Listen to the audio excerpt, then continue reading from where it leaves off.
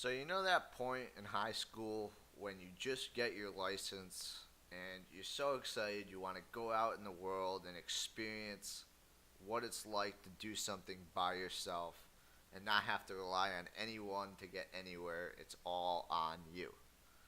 My buddy Doug and I, we decided to experience some of that freedom. And we decided to go to a NASCAR race in New Hampshire. Now, have you ever noticed that all groups of friends have that one person that plans absolutely everything? Needless to say, I was that person. Without me, my friends in high school would have never seen each other outside of school. I mean, I planned everything. I was the one that figured out where we were going, when we were doing it, what everyone's schedule was, and that I made sure everyone knew what was happening. So I decided I was going to take care of the tickets. I get home, I jump on the old internet, and I'm looking through all these deals. I mean, there are so many different packages for race day. I mean, you can go from like dining with the drivers, you can get normal tickets, you can get seats in the grass. It really matters on how much you want to spend. There was one deal in particular that stuck out to me, and it was two tickets and two pit passes for like $180.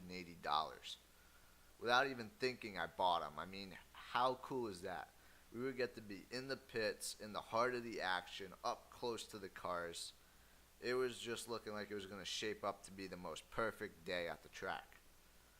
Fast forward a few weeks, and the tickets come in the mail.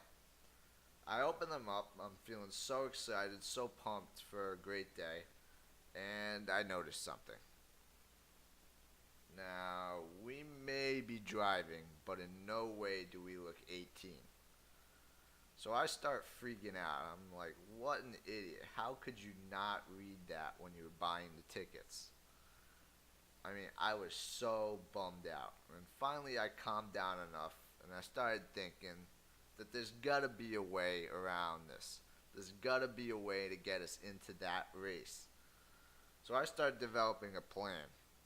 I mean, I'm like Gil from Finding Nemo when he's planning to clog the filter.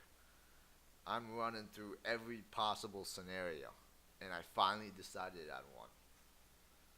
Now, when race day came along, I still hadn't told Doug what was going on. He's not one for taking chances. I'm sure you guys all know someone like that. They really are not known for doing something outside the box. So I knew I would kind of have to spring it on him, so he had no choice but to do it. So I decided to wait until we were at the track, sitting in the parking lot to tell him what was going on. I finally hit him with my plan. I'm like, man, we can't get into the pits because we're not 18, but here's what we're going to do. We're going to disguise our root beer bottles as beer using these conveniently labeled koozies. So we look 21. I mean, why would someone under 21 have a beer? I mean, we're going to fit right in. And on top of that, we're going to find a random group of guys and we're going to blend in with them when we're in line, and we're going to befriend them, and we are going to get in that track no matter what. So we get up to the entrance, and we're standing there in line, and quite frankly, I am surprised they didn't bust us right then and there. I mean, we looked so nervous. There was sweat pouring off of us. We were really suspicious. And after what felt like an eternity, we made it up to the front of the line. We go in, we show them the tickets, we sign our little waiver, and they let us in without checking our IDs.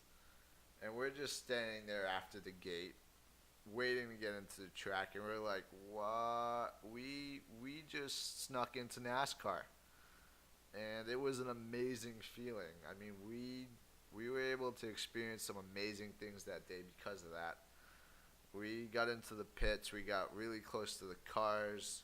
It was a day that I will remember forever, and it was totally worth it. And I encourage you guys, if you have something you want to do, and maybe it's a little outside your box, that you do it, because you never know what an amazing day it'll be.